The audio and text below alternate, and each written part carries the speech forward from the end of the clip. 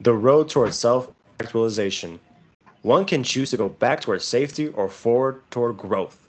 Growth must be chosen again and again. Fear must be overcome again and again. Abraham Maslow.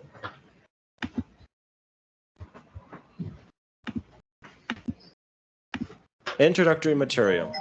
Dear learner, this material will help you study the topics related to Learning Activity 1. You will learn about 1. How to express commonalities using so, neither, either, and to. 2. Lifelong learning strategies to achieve your goals. Let's begin. 1. How to express commonalities using so, neither, either, and to. A. Introduction to expressing commonalities. In English, there are different ways to show agreement or to express commonalities. You are probably familiar with two of them, me too and me neither. Let's take a look at the examples. 1. I am hungry. Me too. Let's cook something. 2. I don't like smoking. Me neither. I think it is a bad habit. In the two examples, Speaker B agrees with what Speaker A has just said. In example 1, Speaker A uses an affirmative sentence. That's why Speaker B uses me too. In example 2, Speaker A uses a negative sentence. That's why Speaker B uses me neither. Me too and me neither are commonly used in spoken English and are considered informal. Now, you will get familiar with more formal ways to show agreement and express commonalities in English. Let's start. B. Expressing commonalities with so and to. Read the following examples and try to guess how to use so in the context of commonalities. 1.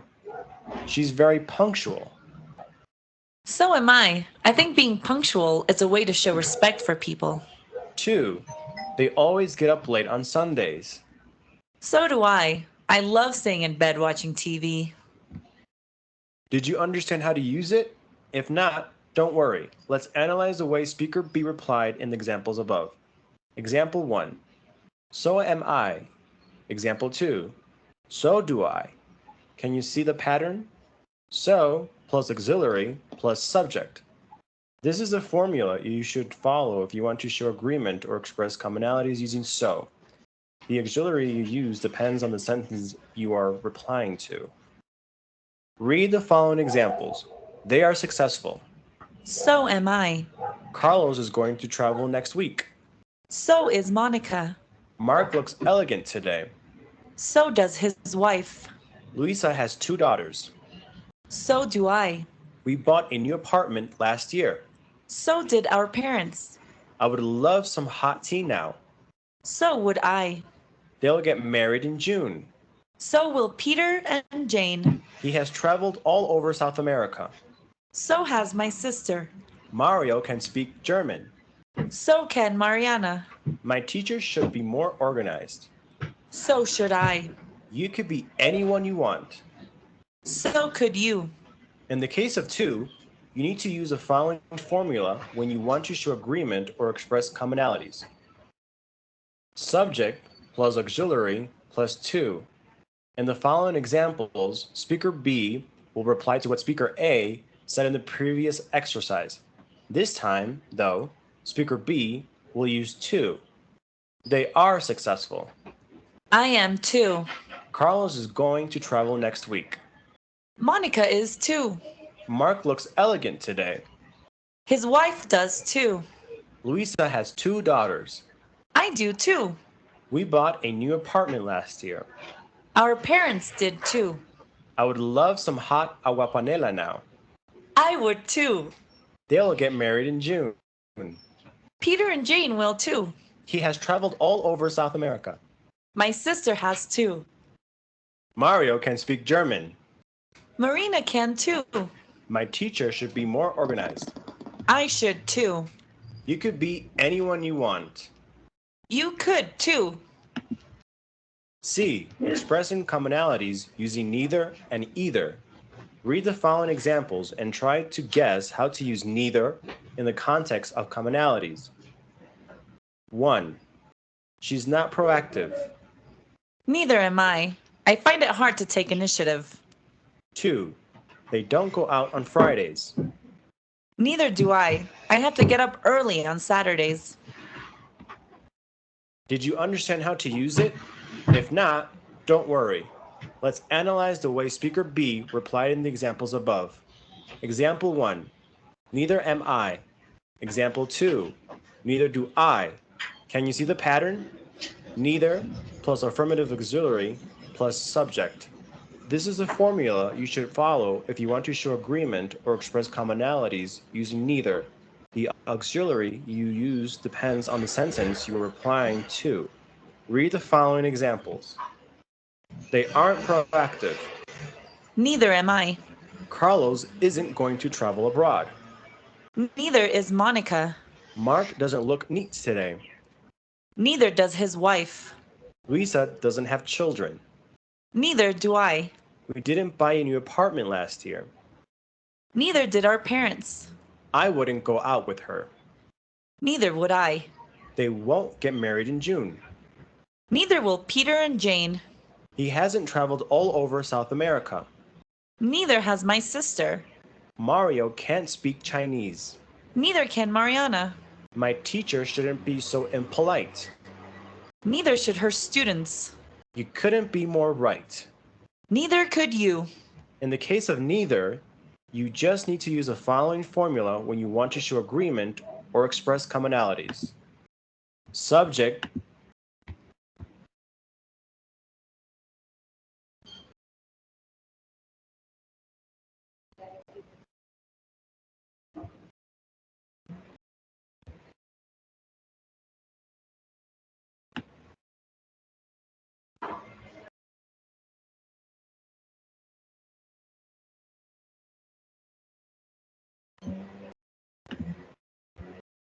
lifelong learning strategies to achieve your goals. Live as if you were dying tomorrow. Learn as if you were to live forever. Mahatma Gandhi. In the information age, our most precious asset is our brain. To learn how to use it better, it should be our priority since its proper functioning influences the way we interact with the world. Information has been organized as a simple guide that includes some strategies you might want to try in order to improve the way your brain works. Every strategy has been scientifically tested and can be put into practice right away. The purpose of this guide is to succinctly describe the way these strategies can benefit your mental functioning. If you have a more inquisitive mind, and you should, make sure to check out the bibliography and references at the end in order to understand in depth the theoretical foundation that supports this work. Happy learning. A. Keep moving. If you think exercising is just about the looks, you are, I'm so sorry to tell you, dead wrong. Research has shown the way exercise positively influences your brain. But don't take my word for it, just keep on reading. When you do any kind of endurance exercise, your brain releases a protein with protective properties.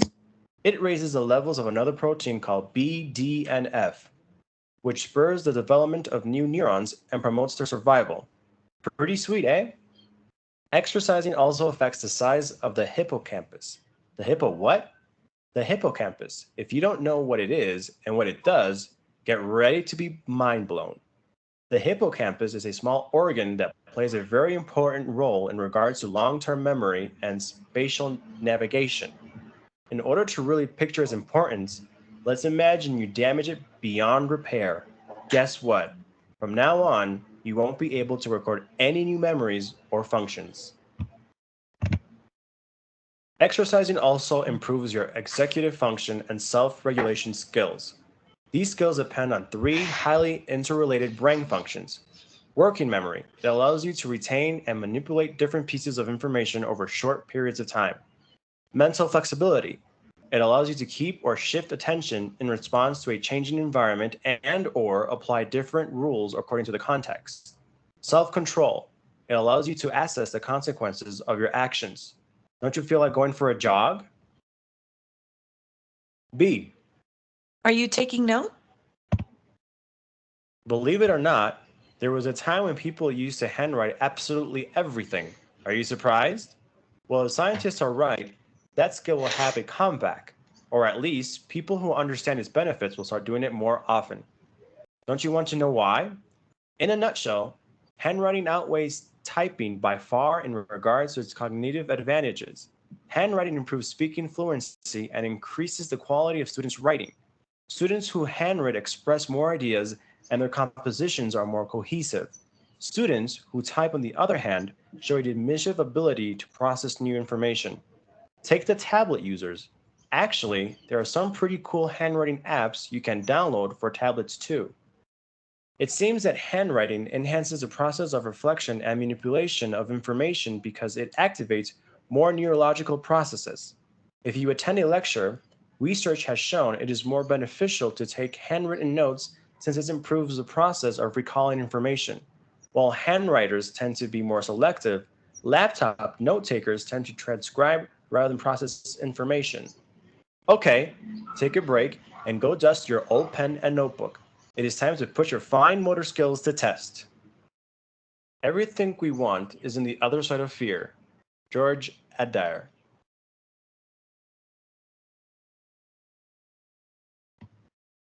C. Don't get too comfy. Comfort zone. That really cozy place where stress and risk are minimized, that womb like environment where worries don't exist, that Marvel zombie like place where nothing bothers you. Who doesn't want it? Well, you shouldn't. It turns out your comfort zone actually becomes your prison since it does not let you grow.